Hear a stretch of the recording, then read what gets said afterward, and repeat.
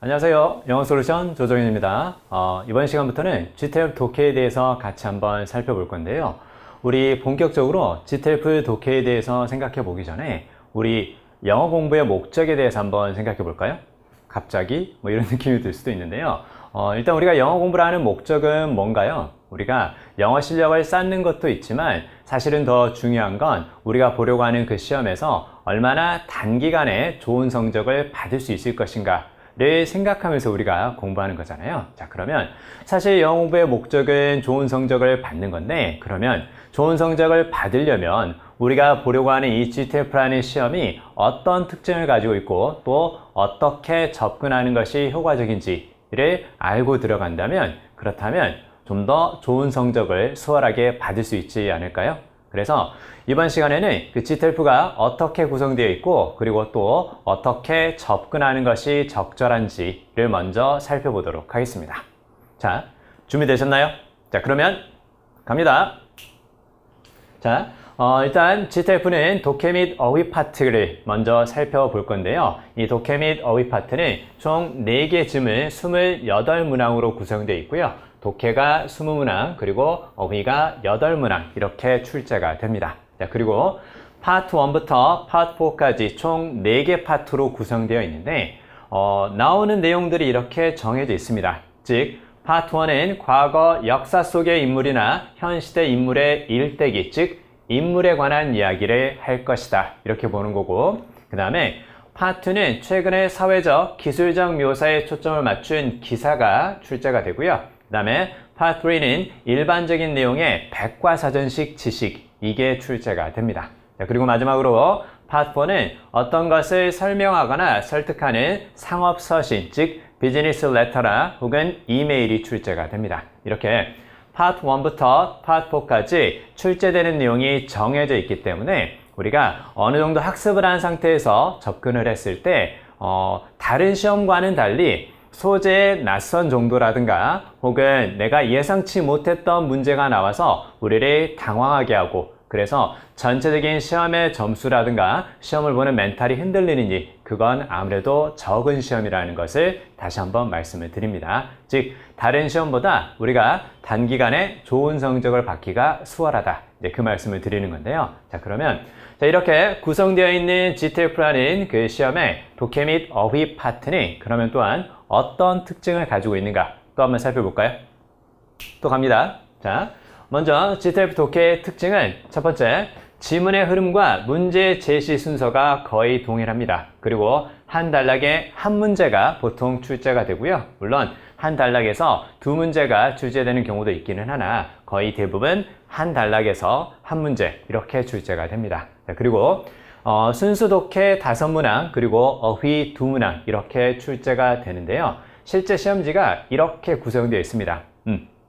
잘 안 보이시죠? 그쵸? 자, 근데 우리가 문제를 볼 때는 좀 더 잘 보이는 화면으로 볼 테니까 그건 걱정하지 않으셔도 되고요. 자, 일단 구체적인 틀을 살펴보시면 보통 이렇게 왼편에 문제가 나오고 그 다음에 왼편에 지문이 나오고 그 다음에 오른편에 이렇게 문제가 나오는데 여러 단락으로 구성된 긴 지문이죠. 그쵸? 그리고 오른쪽에 보면 1번부터 이렇게 쭉 보면 5개가 독해 문제고요. 그 다음에 마지막 2문제가 어휘 문제 이렇게 출제가 됩니다. 자, 그리고 전체 지문을 쫙 읽고 나서 그리고 나서 이렇게 쭉 순차적으로 문제를 해결할 수도 있는데 보통의 독해가 그런 식으로 많이 구성되고 그렇게 문제를 풀어가는 것이 효과적이라고 많이 들으셨을 텐데요. 근데 GTLF 독해는 다른 시험과는 조금 다릅니다. 우리가 지문 전체적으로 어떤 내용을 정확하게 파악하고 그리고 나서 독해의 문제를 수월하게 해결할 수 있다. 이런 느낌이 아니라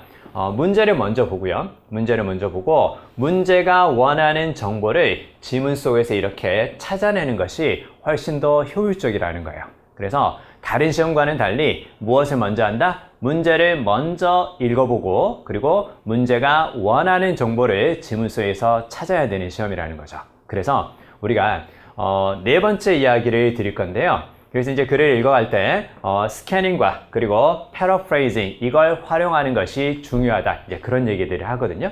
자, 스캐닝이라는 것은 전체를 쭉 말 그대로 스캔하듯이 필요한 정보를 이렇게 쫙 훑어가면서 찾아내는 독해가 필요하다라는 걸 말하는 거고요. 자, 그리고 패러프레이징이라는 건 다른 표현이지만 같은 의미다 이렇게 쭉 나와 있는데 우리가 문제에서 물어보는 표현과 비슷한 표현이 지문 속에 등장을 합니다. 따라서 문제에서 물어보는 표현과 비슷한 표현을 지문 속에서 찾아내는 연습을 하면서 그 비슷한 표현이 보인다면 거기에서 문제에 대한 단서가 보일 것이고 정답에 대한 단서가 보일 것이다. 이렇게 이제 우리가 접근을 하는 거거든요. 자, 그러면 이 스캐닝과 패러프레이징이 특히 중요하다라는 것, 즉 전체적으로 훑어가면서 문제가 주는 비슷한 표현을 지문 속에서 찾아내서 정답을 찾는다.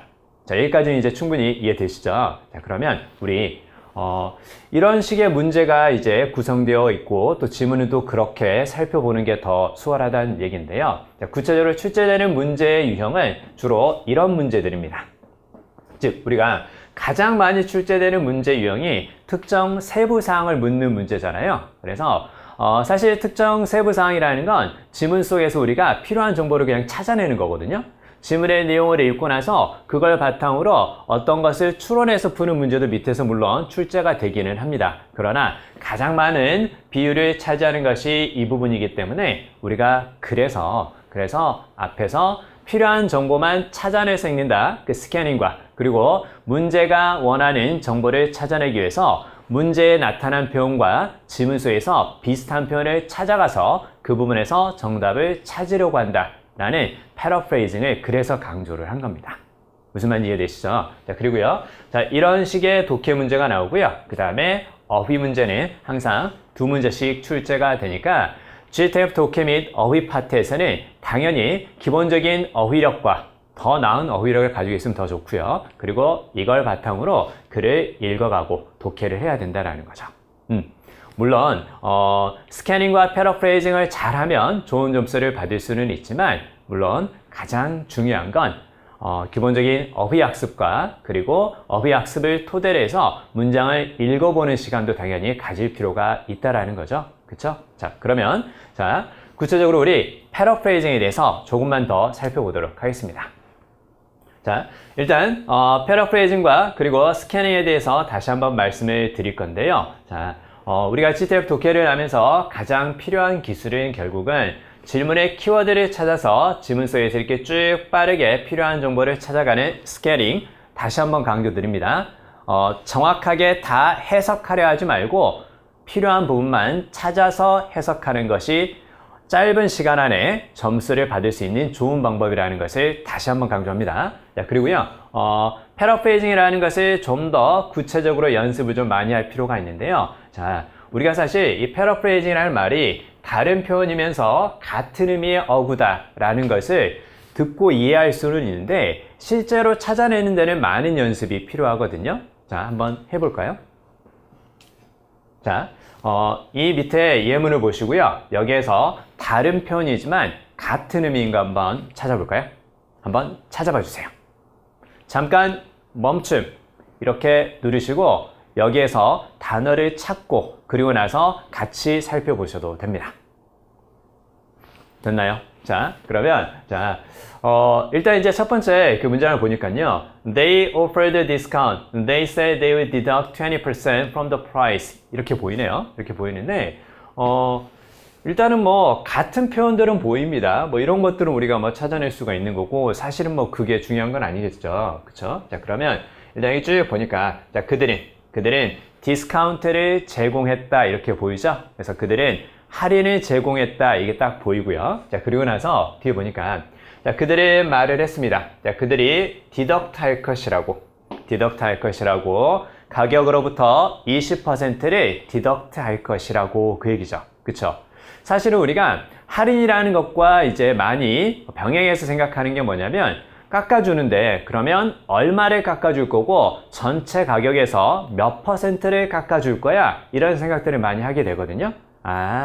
그래서 할인이라는 것은 결국은 전체 가격으로부터 몇 퍼센트를 깎아주는 그런 느낌이구나. 자, 그러면 뒤쪽에서 가격으로부터 20%라는 거 보이죠? 이게 무엇과 관련이 있을 것이라고 구체적으로 할인되는 금액이라든가 혹은 할인되는 비율과 관련이 있을 거야 이렇게 보는 거죠. 자, 그래서 우리가 이걸 봤을 때요. 자, 여기에서 디스카운트라는 표현이 보입니다. 그쵸?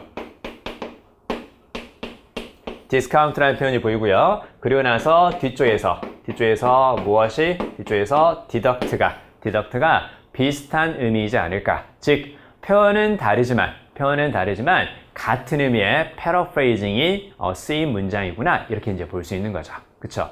사실 우리가 이런 연습들을 많이 할 필요가 있고요. 또 그리고 이런 연습이 수월하게 됐을 때 지문소에서 필요한 정보만을 찾아서 정답을 찾는 독해가 정말 가능해지는 거죠. 그쵸? 자, 그러려면요. 자, 일단 좋아요. 무슨 말인지는 알겠어요. 뭐 다른 표현이면서 같은 의미인 거 찾으라고 좋아. 그 말은 이해가 되는데 근데 막상 우리가 이 디스카운트라는 표현과 디덕트라는 표현을 기본적으로 알고 있지 못하다면 그렇다면 답을 찾는 것은 당연히 어렵겠죠. 그쵸? 그래서 우리가 기본적인 어휘 학습과 함께 비슷한 어휘를 찾을 수 있는 연습을 할 필요가 있다는 거니까 기본적으로 어휘 학습을 할 때도요. 일단 동의어 있죠. 동의어는 많이 알아두시는 게 독해에서 좋은 점수를 받을 수 있는 기본적인 방법이라는 겁니다.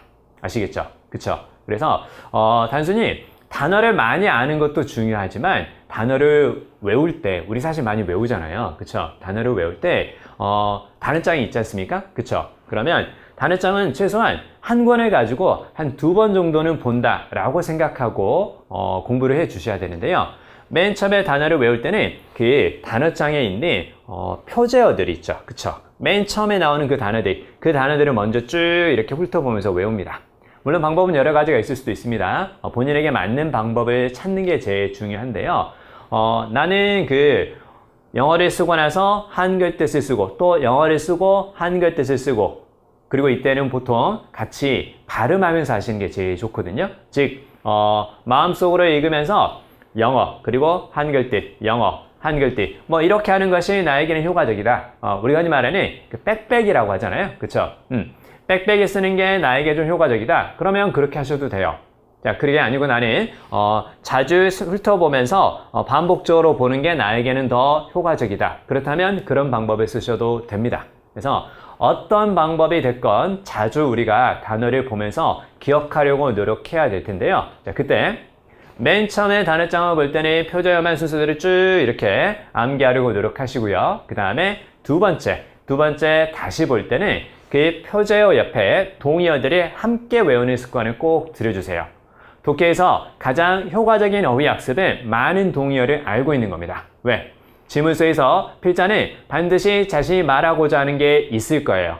혹은 문제를 통해서 우리가 필요한 정보를 찾아내야 되는 이런 시험의 환경에서도 우리가 반드시 해야 되는 것들이 있단 말이에요. 자, 그러면 그걸 하기 위해서는 동의어 있죠. 왜? 같은 표현을 2번 쓰는 것을 별로 좋아하지 않는 게 영어 독해고 또 그들의 사고방식입니다. 영어를 말하는 사람들의 사고방식이기 때문에 그들의 사고방식이 쓰여진 글이라든가 혹은 말 그대로 우리가 그런 독해를 만났을 때 무엇을 하는 게 중요하다? 앞에 나오는 말을 반복해서 쓰지는 않을 거야. 근데 분명히 뭔가 하나의 토픽을 가지고 이야기를 하려고 할 텐데 하나의 토픽을 말하는 주제문이 있을 거고 그 주제문을 한 문장으로 딸랑 말하고 나서 야, 이게 내가 생각하고자 하는 거야. 이거 그냥 받아들이렴. 그러면 누가 받아들이겠어요. 그쵸? 한 문장 딱 말하고 나서 이거 받아들여! 이렇게 딱 하면 뭐래?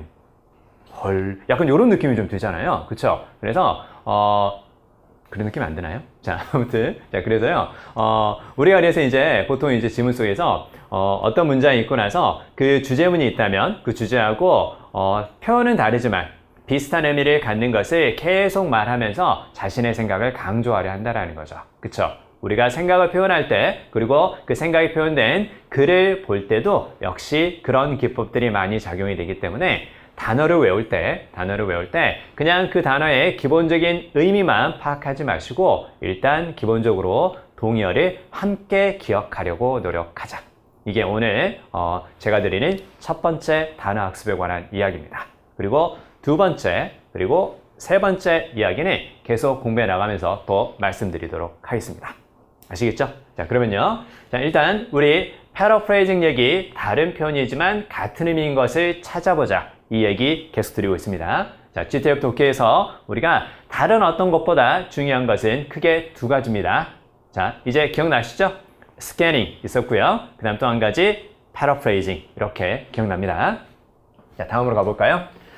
그리고요, 가장 중요한 독해 기술에 우리가 스캐닝과 그리고 paraphrasing이 있다 이렇게 말씀을 드렸는데요. 자, 그것 말고도요, 스키밍이라는 기법도 있어요. 근데 스캐닝이라는 단어를 볼 때와 스키밍이라는 단어를 볼 때 서로 비슷한 성격이라는 걸 알 수 있겠죠. 그쵸? 하나씩 단어의 의미를 따져가면서 정확하게 해석하면서 전체적인 내용을 놓치지 않고 머릿속에 집어넣는다가 아니라 필요한 부분들만, 이때 필요한 부분이라는 것은 무엇을 근거로 문제를 먼저 읽고 나서 문제가 원하는 정보를 찾는다. 즉 문제가 원하는 것을 근거로 해서 지문 속에서 이렇게 쭉 스치듯이 읽어갑니다. 스캐닝이나 혹은 스키밍이나 결국은 비슷한 느낌의 독해 기술인데요. 자, 근데 전체 내용을 스치듯이 읽어간다라는 건데요. 특히 스키밍 같은 경우는 파트 2, 파트 3 독해에서 적극적으로 우리가 활용할 필요가 있거든요. 이건 파트 2와 파트 3 독해 지문을 가지고 살펴보면서 그때 좀 더 구체적으로 말씀을 드리겠습니다. 네, 그리고요. 특히나 역접의 연결어가 지문의 내용을 반전시키는 부분에 주목하자. 즉, 전체 내용을 스치듯이 읽어가면서 이 역접이라는 건 흐름의 전환을 가리키는 말 혹은 뒤에 반전이라는 말과 이제 비슷한데요. 역접의 연결어는 우리가 가장 많이 볼 수 있는 게 이거 들어보셨죠? 그쵸? but이라든가 그 다음에 however 요거라든가 그리고 문장 앞에 등장하는 yet 그쵸? 문장 앞에 등장하는 yet 이런 식의 느낌을 주는 표현들인데요. 얘네들은 다 but과 비슷한 의미, 즉 그러나 그 느낌인데요. 사실은 앞의 내용도 중요하지만 앞의 내용은 얘네들 다음에 나오는 내용을 말하기 위해서 가지고 왔다라는 성격이 좀 강해요. 그쵸? 야, 너 정말 성격 좋다. 너 정말 착하구나. 그러나 빌린 돈 왜 안 갚어? 이렇게 얘기를 한다면 사실은 이 사람이 하고자 하는 말은 돈 갚아 이런 의미라는 거죠. 그쵸? 자, 그러면 전체를 쭉 읽어가면서 무엇이 보인다면 역접을 가리키는 but, however, 그리고 yet 얘가 보인다면 그렇다면 이 다음 내용이 이 사람이 말하고자 하는 내용이구나. 이 다음 내용이 좀 더 중요한 내용이고 이게 중요한 내용이니까 문제의 정답을 찾는데 도움이 되는 부분이지 않을까? 이렇게 이제 본다라는 거죠. 무슨 말인지 이해되시죠? 자, 그리고 이건 독해에서만 이렇게 적용되는 게 아니라 듣기를 할 때도 마찬가지예요. 듣기를 할 때도요. but 다음을 잘 들어야 전체적인 내용에 대한 단서를 파악하기가 좀 더 수월해집니다. 아시겠죠? 듣기가 됐건 독해가 됐건 일단 뭐가 보인다면 역접을 가리키는 but, however, 그리고 yet 얘가 보인다면 얘네들 다음 내용에 주목하자. 됐습니까? 자, 그러면 세 번째 얘기를 또 한번 들어볼게요. 그리고요. 중요한 연구라든가 인물, 저작물 혹은 사건 이름 등에는 밑줄을 그어본다 이렇게 나오는데요. 이게 왜 그렇게 되냐면요. 사실은 우리가 역시 글을 어떻게 쓰는지를 알면 그 글이 쓰여 있는 것을 우리가 내용을 파악하기가 좀 더 수월해지는 거거든요. 사실 볼까요? 자, 우리 아까 초반에 했던 얘기 중에서요. 뭔가 내가 전달하고자 하는 토픽, 그리고 토픽 센텐스가 있을 거예요. 주제나 혹은 주제문이 있을 건데요. 내가 전달하고자 하는 그 주제문에 여러 가지 표현들을 다른 거지만 비슷한 의미를 갖는 것. 기억나시죠?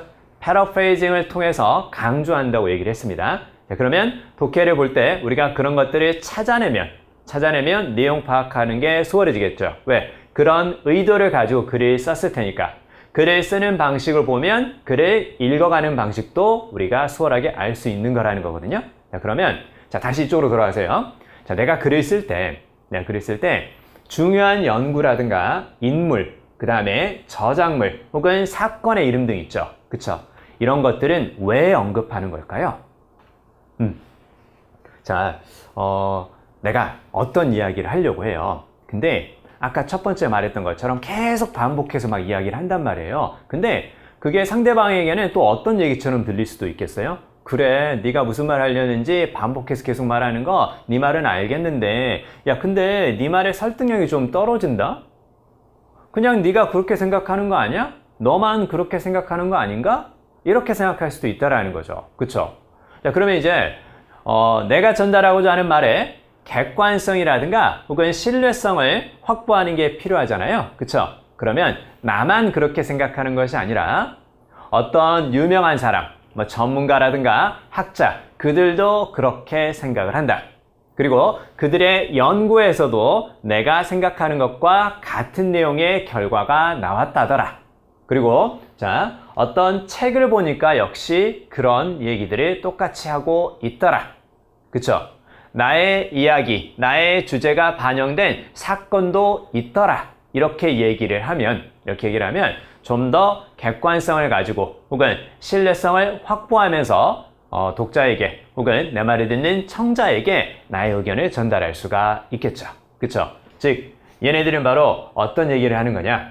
즉, 3번에 나오는 중요한 연구라든가 인물, 저작물, 그리고 사건의 이름, 얘네들 있죠? 얘네들은 무엇을? 주제를 같은 흐름으로 보충 설명하는 거란다. 무엇을 확보하기 위해서? 객관성이나 신뢰성을 확보하기 위해서 주제와 같은 내용인데 좀 더 추가적인 설명을 한단다. 즉, 우리가 독해를 하다가 처음에 나오는 문장이 뭔가 주제문이고 뭔가 있어 보이는 말이라는 느낌은 우리가 잡았어요. 그럴 수 있잖아요. 그쵸? 자, 그렇게 잡았다면 근데 얘가 있어 보이는 말이고 주제라는 거 알겠는데 너무 어려워. 해석도 안 돼. 아니, 분명히 그 수업을 들을 때는 뭐 스캐닝 하라고 했고 뭐 다른 표현이지만 같은 의미 뭐 패러프레이징 찾아봐 뭐 그 얘기를 들었는데 아니 해석이 안 되는데 그걸 어떻게 해요? 그쵸? 자, 근데 그때 우리가 이제 생각해 봐야 될 게 바로 뭐냐면 자, 결국은요 독해 지문은 좀 길죠. 그쵸? 길다라는 건 무슨 말일까요? 뭔가 내가 해석되는 부분을 찾고요. 그 부분이 전체 내용에 대한 어느 정도의 단서를 제공할 수 있다라는 거고, 그리고 전체적으로 우리가 무엇을 파악하게 된다면 글이 이렇게 쓰여져 있다라는 글의 구성이라든가 지문 속에서 어떤 문장들이 하는 역할들을 우리가 파악할 수 있다면 그렇다면 해석이 안 되는 부분이 있어도 전체적으로 무슨 말인지 우리가 어느 정도의 감은 잡아갈 수가 있는 거죠. 그쵸? 자, 그래서 앞에서 나왔던 어떤 주제와 비슷한 느낌을 주는 문장들이 정확하게 해석이 안 되고 무슨 말인지 난 모르겠어 그런 느낌이 든다 하더라도 이 부분을 우리가 찾았어요. 중요한 연구, 인물, 저작물, 사건 얘네들은 눈에 띄게 약간의 구체적인 느낌을 주는 말들이 들어갑니다. 뭐 고유명사라든가 혹은 뭐 숫자 이런 것들이 들어갈 거고요. 자, 그런 것들이 보이면 주제를 부연 설명하는 거니까 이 부분에 대해서 좀 더 구체적으로 생각해 보시고, 그리고 이 부분은 주제에 대한 부연 설명이고요. 자, 부연 설명이라는 것은 추가적인 보충 설명을 하는 거죠. 그쵸? 자, 그러면 부연 설명을 한다라는 것은 말 그대로요. 그 주제를 보충하는 낱말이 들어간다는 얘기가 될 건데요. 혹은 뭐 그런 표현들이 들어가겠죠. 자, 그러면요. 우리가 앞에서 뭔가 이야기를 했어요. 뭔가 이야기를 하고 나서 그리고 나서 거기에 대해서 부연 설명을 하거나 보충 설명을 한단 말이에요. 그러면요. 앞에서 했던 말보다 뒤에 나오는 부연이라든가 혹은 보충 설명하는 그 부분을 좀 더 쉽게 설명할까요? 아니면 더 어렵게 설명을 할까요? 좀 더 쉽게 설명하는 경우가 당연히 많습니다. 왜 그럴까요? 앞에서 뭔가 있어 보이는 말, 이걸 다른 말로 바꾸면 독자의 관심을 유도할 수 있고 호기심을 유발시킬 수 있는 약간 있어 보이는 표현을 쓴단 말이에요. 그리고 나서 이제 이거 뭐야? 이거 괜찮은 표현인 것 같기는 한데 근데 살짝 무슨 말인지 느낌이 안 오는데? 이런 느낌을 독자에게 심어주고 싶어 해요. 그래야 독자가 관심을 가지고 다음 문장들을 읽어갈 거 아닙니까? 그쵸? 그게 바로 필자가 원하는 부분이거든요. 자, 그러면요. 자, 이 부분들 있죠. 주제를 부연 설명하고 보충 설명하는 건데요. 그러면 얘네들은 앞에 나왔던 표현에 비해서 좀 더 쉽게 설명이 될 가능성이 크다. 그리고 이것은 무엇에 관한 주제에 관한 내용이기 때문에 주제를 좀 더 쉽게 말해주는 부분들이 이 부분이다. 따라서 이 부분들은 무엇과 관련이 있으니까 주제와 관련이 있으니까 이 부분을 놓치지 않고 해석을 잘 해 두어라. 무슨 말 이해되시죠? 자, 우리가 전체적으로 스치듯 읽어가는 스키밍이라든가 혹은 필요한 정보만을 찾아서 읽어가는 스캐닝이 됐건 간에 필요한 정보를 찾아야 되는 거 아닙니까? 자, 그러면요. 자, 이제 두 가지 얘기하겠습니다. 자, 필요한 정보는 첫 번째, 문제가 원하는 정보. 그 다음에 두 번째, 지문 속에서 주제를 부연 혹은 보충 설명하는 그 부분을 찾아간다. 됐습니까? 자, 문제가 원하는 정보, 그 다음에 주제를 부연 설명하는 그 부분 찾아갑니다. 그리고 그 주제를 부연 설명하는 부분은 바로 이 부분, 중요한 연구, 인물, 저작물, 사건 이름, 이 부분이라는 것을 다시 한번 머릿속에 집어넣고 글을 읽어갈 때 꼭 활용해 주시기 바랍니다. 됐나요? 자, 그러면요. 그리고요, 마지막으로요, 해석이 안 되는 부분 있죠? 그냥 넘겨야 됩니다. 그쵸? 사실은 이렇게 툭 쳤을 때 야, 이 단어 무슨 뜻이야? 이렇게 물어봤을 때 그 단어는 이런 뜻인데 이렇게 나올 수 있다면 이게 제일 좋은 거고요. 그래서 독해 지문을 쭉 읽어가다가 그래 이건 이런 뜻이고 이건 이런 뜻이야. 굳이 내가 한글로 해석하지 않아도 머릿속에 그냥 팍팍 들어오네? 이런 느낌을 가져가면서 글을 읽어가는 게 사실 제일 좋거든요. 제일 좋은데 근데 해석이 안 되는 부분이 생길 수 있겠죠. 집착하지 마시고요. 해석이 안 되는 부분이 딱 생기면 그냥 고유명사 겠거니 아니면 뒤에서 필요한 얘기 또 해주겠지 라고 생각하면서 그냥 넘어가자라는 겁니다. 해석이 안 되는 부분에 대해서 집착할 필요는 없다. 해석되는 부분이 필요한 정보인지 그렇지 않은지를 파악하는 게 더 중요하다. 됐습니까? 자, 다음 얘기 좀 더 드리도록 하겠습니다.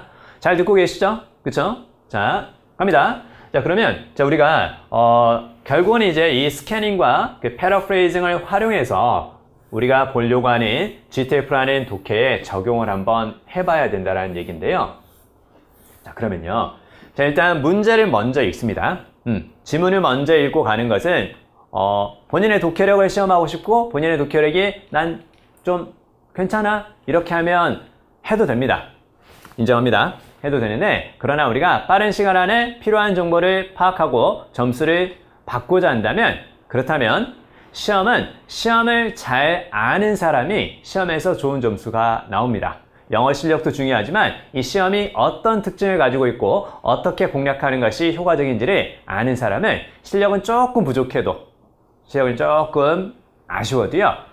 점수는 받을 수 있는 겁니다. 우리에게 필요한 건 점수니까요. 자, 그러면 문제를 먼저 읽습니다. 문제를 먼저 읽고요. 문제가 물어보고자 하는 키워드, 다른 말로 하면 문제의 핵심어를 찾습니다. 그리고 이때 문제의 키워드는 어느 정도는 정해져 있습니다.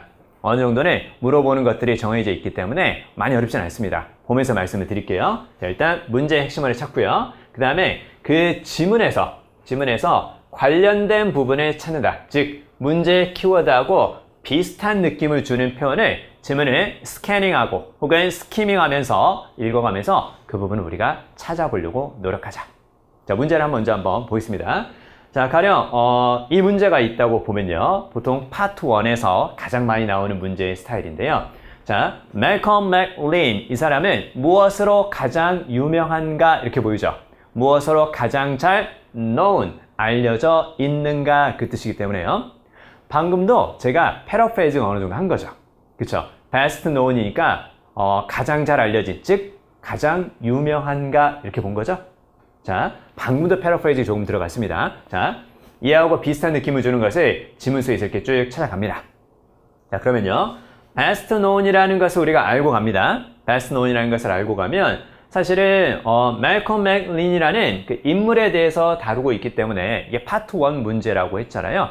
파트 1은 어차피 인물에 관한 이야기입니다. 따라서 이 인물에 관한 이야기를 할 겁니다. 그래서 이건 질문의 키워드가 아니죠. 어차피 이 인물에 관한 이야기니까. 그러면 이 인물에 대해서 구체적으로 어떤 것을 물어보느냐 그걸 파악해야 되는 거 아닐까요? 그래서 뒤에서 best known이라는 것을 우리가 찾아야 되는 거구나. 그러면 best known이라는 것을 우리가 알면서 지문을 쫙 읽어가는데 지문 속에 딱 보니까 이런 표현들을 만나면 얼마나 반가울까요? 그쵸? 약간 설레기도 할 것 같아요. 그러지 않나요? 이거하고 이거하고, 오, 좋아. 이거 찾았네. 좋아. 맞출 수 있나 봐. 설레더라도요, 마킹까지 정확하게 해주시기 바랍니다. 자, 아무튼요. 자, 그러면요. famous for라는 표현이 보입니다. 자, 그러면 이 사람은 유명했대요. 무엇으로? inventing the modern shipping container. 이렇게 쭉 보이죠? 자, 그러면 현대적인 이때 shipping이라는 것은 ship에서 나온 거죠. 자, 그리고요. 보통 ing를 붙인다라는 건요. 여러분 문법 공부하면서 들어보신 얘기가 있을 건데요. 보통 어디에 ing 형태를 붙이는 건가요? 동사에 ing 형태를 붙이는 거죠. 그쵸? 그러면 기본적으로 ing 이렇게 끝나면 앞쪽은 동사에서 파생되었을 거야. 동사의 의미를 갖는 ing 형태의 명사 혹은 형용사가 아닐까 이렇게 생각해 보는 겁니다. 자, 그러면 이 ship이라는 게 명사가 아니라 동사로 쓰였다라는 느낌을 가져갑니다. 왜냐면 명사의 ing 이렇게 붙이지는 않고요. 동사의 ing 이렇게 붙이기 때문이거든요. 자, 그러면 지금 여기에서 ship은 배인데요. 명사 쓰인 배인데 그럼 동사로 쓰이면 바로 뭘까요?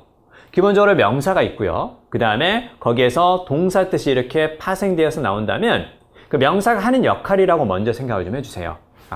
그러면 ship은 배니까 배는 기본적으로 무슨 역할을 하는 걸까요? 사람이나 물건을 태워서 어떤 장소로 이동하는 역할을 하는 거죠. 사람이나 물건을 배에 태운다라는 뜻. 그게 바로 뭐다? ship이다. 됐죠? 사람이나 물건을 배에 태운다라는 거. 자, 그리고 그 사람이나 물건을 배에 태우는데요. 자, 그걸 약간 있어 보이는 표현으로 한번 바꿔볼까요? 사람이나 물건을 배에 태운다. 물건을 태운다라는 걸 생각해 볼까요? 배에 물건을 실른다. 그래서 그걸 약간 있어 보이는 표현으로 바꾸면 그게 이제 뭐가 될까요? 그게 바로 이제 선적이라는 표현을 쓰는 거죠. 그쵸? 배에 물건을 실는 거구나. 자, 그러면요. shipping container니까 물건을 실을 때 쓰는 컨테이너가 되겠죠. 사실은 컨테이너도요. 우리가 알고 있는 contain이라는 그 동사에서 살짝 모습이 바뀐 거잖아요. 그쵸? 그러면 컨테인을 우리가 뭔가 포함시키다 혹은 내용물 따위를 담다 그 뜻으로 알고 있으니까 그러면 컨테이너는 물건을 뭔가 실을 수 있는 것, 실을 수 있는 공간이 있는 것 그거겠네요. 그쵸? 그리고 사실 우리가 지나가면서 컨테이너라는 단어들을 많이 봤어요. 그쵸? 뭔가 이렇게 물건을 실을 수 있는 거 있잖아요. 컨테이너 상자가 있다 뭐 이런 얘기들 들어본 적 있지 않을까요? 저만 들어봤나요? 자, 아무튼, 자, 그러면요. 그래서 modern shipping container 이렇게 보이는데요. 현대적인, 그 다음에 물건을 싣는 컨테이너, 그걸 발명한 것으로 유명하구나. 이렇게 나오네요. 자, 그러면요. 자, 우리는 지금 문제를 읽고 나서 문제의 키워드 best known을 찾았습니다. 자, 그리고 나서 지문 속에서 그것과 비슷한 famous for를 찾았죠. 그리고 나서 뒤에 쭉 보니까 이걸로 유명하대요. 그러면 이것과 역시 다른 표현이지만 같은 의미인 거. 그걸 어디에서? A, B, C, D 보기에서 이제 찾아보는 겁니다. 자, 그래서 쭉 보니까요. 몇 번이 A가 답이라는 걸 알 수 있겠죠. 그쵸? 발명한 것으로 유명하다. 그러면 그걸 발명한 사람이다. 그렇게 볼 수도 있겠죠. 그쵸? 자, 발명한 것으로 유명하다. 그러면 그걸 발명한 사람이다. 이렇게 볼 수도 있잖아요. 그쵸? 그래서 뭐가? A가 답이다. 나머지는 읽을 필요 없겠죠. 그쵸? 자, 그렇게 볼 수 있겠네요. 자, 그러면요. 좀 더 해보겠습니다. 지금까지 무슨 말인지 다 머릿속에 잘 들어오고 계시죠? 그쵸? 혹시 들어오려고 한다면 받아들이세요. 튕겨내지 마시고요. 아시겠죠? 자, 갑니다.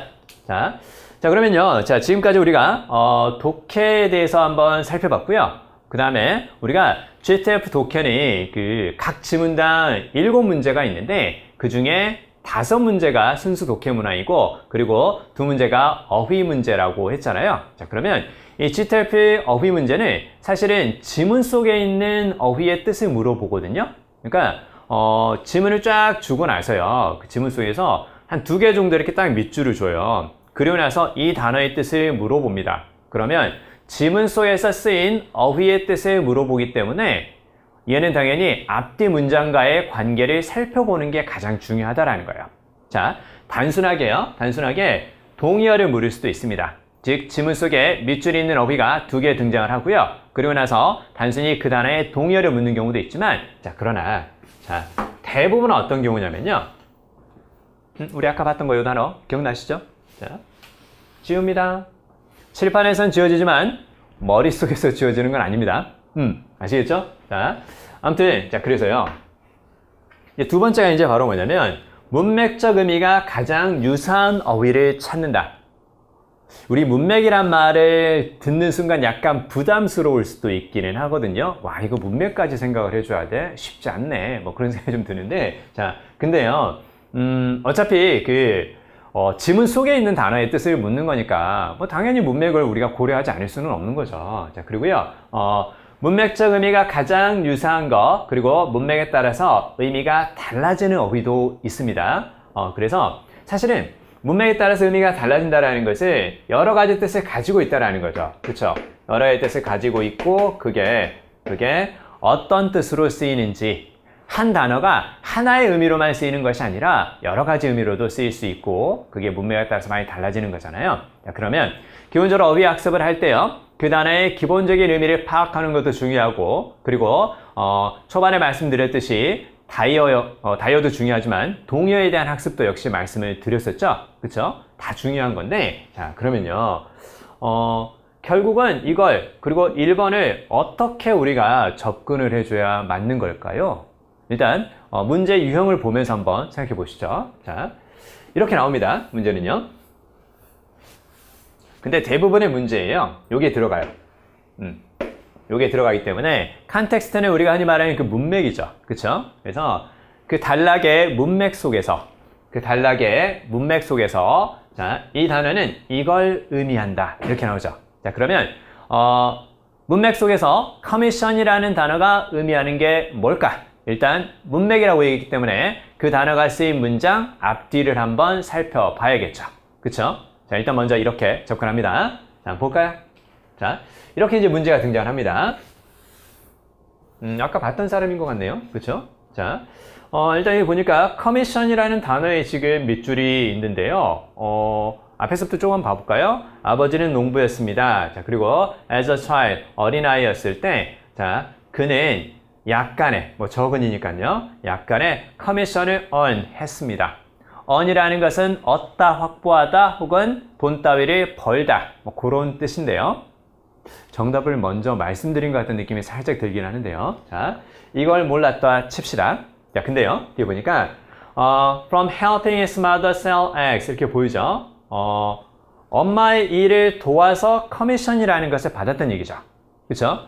엄마가 하는 일을 도와서 커미션을 받았어요. 자, 그러면 이때 커미션은요, 누군가를 도와서 그리고 그걸 통해서 받는 느낌인데요. 이걸 생각해 보자라는 거예요. 자, 원래 이제 커미션이라는 단어는 이렇게 여러 가지 뜻을 다 가지고 있습니다. 다 나와요. 다 나옵니다. 심지어는 4번의 뜻도 있고요. 5번의 뜻도 있습니다. 이 뜻이 두루 다양하게 다 쓰이는데 그러면 여기에서 과연 어떤 의미로 쓰였을까? 방금 전에 봤던 이 문장을 다시 한번 생각해 보는 거죠. 누군가를 도와주는 것을 통해서 받을 수 있는 거니까 그러면 얘는 당연히 뭘까요? 당연히 페이먼트이지 않을까? 이렇게 보는 거죠. 그쵸? 자, 그리고요. 여기에서 be나 c는 당연히 아니겠죠? 그쵸? be나 c는 당연히 아닐 거고 그 다음에 뒤에서 expense도 돈과 관련된 이야기이기는 하나 누군가를 도와줘서 받는 거니까 그러면 나의 돈이 나가는 비용 이거는 당연히 아니겠죠. 그쵸? 자, 그래서 A이지 않을까? 이렇게 한번 문맥을 살펴보자는 얘기인데요. 자, 그러면요. 조금만 더 한번 생각해 볼게요. 자, 동의어를 묻는 유형에 대해서 조금 더 자세히 들어갑니다. 자, 보시면요. 자, 일단 이렇게 쭉 나옵니다. 쭉 나오는 걸 보면 people who kidnap children should be punished severely 이렇게 보이죠? 그래서 그러면요. 자, 일단 이건 약간 복잡해 보이기는 하는데요. 명사 다음에 who가 보이죠? 그쵸? 명사 다음에 who가 보이면 앞에 명사를 그냥 수식하는 역할을 합니다. 자, 동사 다음에 who가 보이면 그때는 의문사예요. 그래서 누구 그렇게 해석하시면 되고요. 명사 다음에 특히 사람을 가리키는 명사 다음에 who가 쓰이면 앞에 나오는 것을 그냥 부연 설명하는 꾸며주는 역할을 하는 것. 단 명사 다음에 who가 쓰였을 때는 뒤쪽에서 문장을 가지고 앞에 나오는 명사를 수식할 겁니다. 그러면 문장에는 동사나 목적어도 있겠죠? 그쵸? 자, 그래서 문장을 가지고 앞에 명사를 수식하는 거구나. 따라서 뒤에서 문장에 있는 동사나 목적어까지 같이 앞에 나오는 people을 수식하는 거구나. 자, 그러면 아이들을 킷냅하는 사람들은 벌 받아야 합니다. 이렇게 나오죠. 그쵸? 자, 그러면 여기서 kidnap은 문맥상 어떤 뜻일까요? 문맥상 여기서는 abduct 해서 유괴하다라는 뜻이지 않을까 이렇게 가는 거죠. 그쵸? 이 단어 조금 어렵죠? 이 단어 조금 어렵지만 그래도 같이 기억을 좀 해두세요. 같이 기억해 두시고 특히 여기에서요. abduct라는 단어에서 이 단어는 이렇게 한번 생각해 볼까요? AB 그 다음에 duct 이렇게 쓰였거든요. AB하고 duct 이렇게 쓰였는데 참고로 여기 AB라는 단어가 붙으면 멀어진다라는 뜻입니다. 멀어진다는 뜻인 거고요. 그 다음에 duct라는 단어는 duct라든가 혹은 deuce 요거는 어떤 것을 의미한다고? lead, 이끌고 가다 그런 의미의 어근입니다. 이런 식의 학습법은 조금씩 들어봤을 건데요. 필요한 부분에 대해서만 말씀을 드릴게요. 지나치게 많이 하는 것은 좋지 않습니다. 자, 그러면요. 자, 멀리 이끌고 가는 거죠. 누구를? 어린아이를. 집에 가게 하지 않고 멀리 이끌고 가는 거니까 당연히 다른 곳으로 가게끔 하는 거니까 유괴하다 이 뜻으로 이제 볼 수 있는 거죠. 자, 그리고요. 자, 비슷하게 AB가 쓰인 거 요것도 한번 생각해 볼까요? 자, 얘는 이제 어떻게 볼 수 있는 거냐? AB 플러스 그 다음에 use 여기에서 나왔겠죠? 자, 그러면 use라는 것은 사용하다는 뜻이 될 것이고요. 자, AB는 멀어진다라는 거죠. 그럼 얘는 어떻게 볼 수 있는 거냐? 정상적인 사용과는 거리가 먼 것 이렇게 볼 수 있거든요. 정상적인 사용과는 거리가 먼 거니까 그러면 학대나 남용, 오용이지 않을까 이렇게 이제 본다라는 거죠. 아시겠어요? 자, 그리고요. 사실 우리가 그 AB가 붙어서 가장 많이 알고 있는 단어는 뭐가 있냐면요. 가장 많이 알고 있는 단어는 이 단어 한번 들어본 적이 있으실 거예요. 그쵸? 그래서 우리가 normal 이렇게 쓰면 정상적인 이렇게 알았고요. 그 다음에 AB가 붙어서 abnormal 이렇게 하면 비정상적인, 정상적이지 못한 이렇게 들어보셨을 텐데요. 이때 AB는 사실은 어디에서 나온 말? away에서 나온 말이구나 이렇게 보는 거죠. 정상적인 것과 약간 떨어져 있고 약간 거리가 있는 거구나. 그래서 비정상적인 이렇게 이야기를 하는 거구나. 됐습니까? 자, 일단 이 정도로 먼저 정리를 하겠습니다. 자, 계속 한번 살펴볼게요. 자, 조금만 더 집중해 주세요. 자, 그리고요, 이제 두 번째가 조금 더 어려운데요. 문맥적 의미가 가장 유사한 어휘 다시 한번 생각해 보겠습니다. 결국은 다 비슷한 이야기이기는 하나 우리가 문맥을 고려하면서 이 단어의 뜻을 살펴봐야 된다는 거. 자, 그거 다시 한번 명심해 주세요. 그냥 단순히 그 단어의 뜻을 묻는 게 아니라는 거죠. 그쵸? 자, 볼게요. 자, 여기에서는 지금 accomplish라는 단어를 물어봅니다. 그 단어를 물어보는데요. 자, 근데요. 얘하고 이제 같이 생각해 봐야죠. 여자 배우죠? 여자 배우고요. 그 다음에 great performance라는 게 보입니다. 그래서 그 단어의 뜻만 생각하지 말고 그 단어에 쓰인 문장이라든가 앞이나 뒤에 다른 문장까지 같이 생각을 해보자라는 건데요. 자, 그러면 훌륭한 공연이란 말이 보였고요. 그리고 배우, 그리고 accomplished가 나왔습니다. 자, 그러면 원래 accomplish라는 동사에서 나온 거고요. accomplish는 성취하다, 이루다 그 뜻이겠죠. 그러면 뭔가 성취한 배우니까 대단한 공연을 한 거 아닙니까? 그쵸? 뭔가 이룬 배우니까 대단한 공연이지 않을까요? 우리 모두 뭔가를 이루려고 이렇게 노력하고 있는 거 아닙니까? 자, 그러면요. 자, accomplish는 그래서 어떤 의미냐? 기량이 뛰어난, 솜씨가 훌륭한, 약간 이런 뜻입니다. 그러면요. 기량이 뛰어나거나 솜씨가 훌륭하다라는 건 밑에서 어떤 것과 가장 가까울까요? 당연히 무엇이라고? 바로 practiced라고. 왜? 연습을 통해서 많은 훈련을 통해서 좋은 기량을 갖추게 되는 것 이렇게 보는 거죠. 무슨 말 이해되시죠? 그렇죠? 단순히 우아하거나 단순히 있어 보이는 그것이 아니라 그 다음에 단순히 매력적인 것이 아니라 그 다음 밑에 나오는 것은 infamous입니다. infamous 그렇게 읽지 않습니다. 그렇게 읽지 않고요. 얘는 infamous 이렇게 쓰는 거고요. 얘는 famous의 반대말 즉 유명하지 않은 그게 아니라 infamous는 어떤 뜻? 악명 높은 그 뜻으로 기억을 좀 해두세요. 안 좋은 것으로 유명한 그 뜻입니다. 안 좋은 것으로 유명한 그래서 악명 높은 그 뜻이 되는 거고요. 얘는 notorious. 같이 기억합니다. 같이 기억해 두시고요. 참고로 여기 NOT는요. NOT는 NOCT 여기에서 나왔고요. 얘가 무엇을 가리키는 말? 얘가 밤을 가리키는 말. 악명 높거나 뭔가 안 좋은 것으로 잘 알려져 있다라는 건 그건 바로 밤과 관련된 거구나. 어두운 밤에 나쁜 짓 하는 거구나. 이렇게 이제 생각해 보는 거죠. 됐나요? 자, 또 하나 살펴보겠습니다. 자, 이제 다이어에 대한 이야기를 조금 할 건데요. 같은 단어라 하더라도요, 정말 여러 가지 뜻을 가지고 있는데, 그 중에 apprehend라는 단어를 한번 살펴보겠습니다. 자, 이 문장을 만났을 때 apprehend는 무슨 뜻일까요? 이 문장을 만났을 때요. 자, 문맥을 살펴볼 때는요, 그 단어가 쓰인 문장을 기본적으로 살펴보고요. 그리고 그 단어가 쓰인 문장 속에서 나타나는 단어들을 보면서 가장 보편적인 상황을 먼저 생각을 해주세요. 경찰과 그리고 뒤에 robber, 그 도둑과의 관계죠. 그쵸? 그럼 경찰은 도둑을 체포하거나 잡으려고 하는 것이지 않겠어요? 그쵸? 이게 일반적이고 보편적인 상황이 될 텐데요. 자, 그래서 밑에 쭉 보니까 여기서 apprehend는 그러면 경찰과 도둑의 관계니까 당연히 어떤 거? 체포하다, arrest의 의미가 되겠구나. 요건 뭐 다 알고 계시죠? 명사도 되고 동사도 됩니다. 요즘은 워낙 우리가 그 범죄 관련 드라마를 많이 보기 때문에 이 단어 다 아시죠? 그 CSI에 보면 많이 나오잖아요. You are under arrest! 이런 식으로. 됐나요? 네. 상당히 안 어울리네요. 오케이. 자, 갑니다. 자, 그 다음에요. 자, 뒤에 보니까, 자, 똑같이 apprehend가 쓰였는데, 여기서는 어떤 뜻일까요? There is nothing to apprehend. Everything will be okay. 이렇게 나오죠. 이제 다음 문장과의 관계를 살펴봅니다. 살펴보니까, Everything will be okay. 모든 게 괜찮을 거야. 그 뜻이죠. 야, 다 괜찮을 거야. 다 잘 될 거야. 뭐 하지 말라고? 걱정하지 말라고. 그 뜻이겠죠. 그쵸? 그래서 당연히 C에서 worry. 이게 답이란다. apprehend가 방금 전엔 체포하다의 뜻이었는데 갑자기 이제 걱정? 좋아요. 자, 이런 뜻도 있네요. 자, 그 다음에요. 자, 하나 더 볼게요. 자, 여기 쭉 보니까 그 사람은 이렇게 복잡한 법을 아주 빠르게 apprehend 했습니다. 그 뜻인데요. 참고로 여기서 did가 보이시죠? 동사 원형이잖아요. apprehend는 동사 원형 앞에 do나 does나 did는 동사를 다시 한번 말한다는 느낌이기 때문에 강조입니다. 아시겠죠? 그래서 자, 동사 원형 앞에 do라든가 does 혹은 did는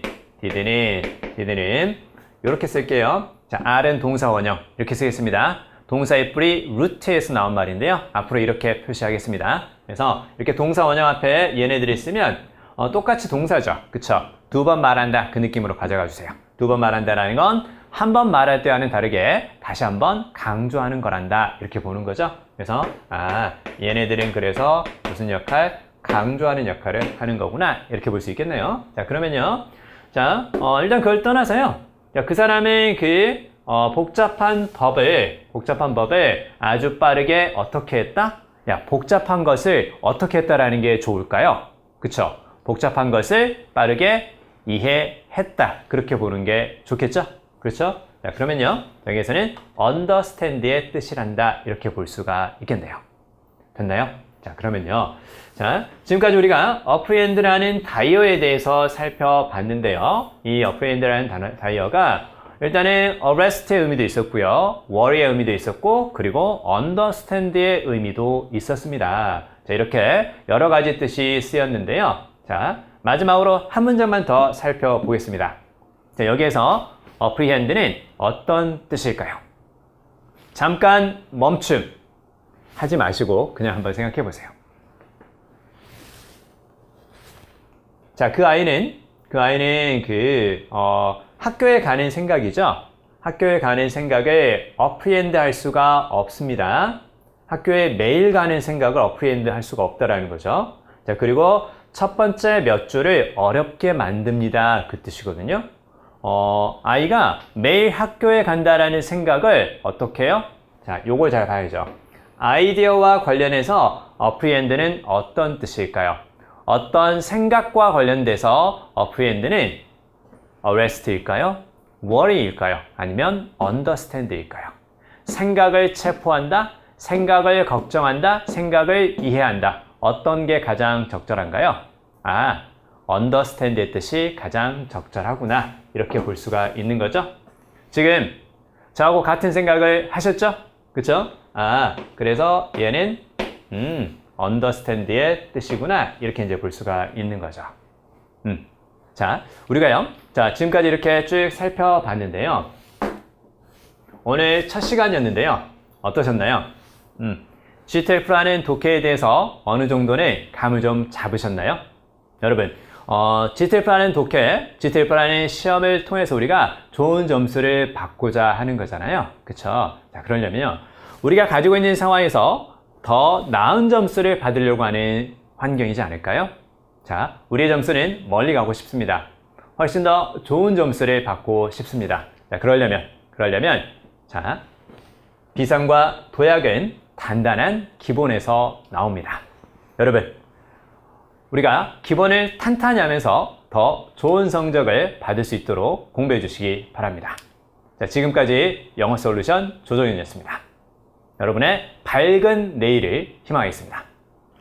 감사합니다.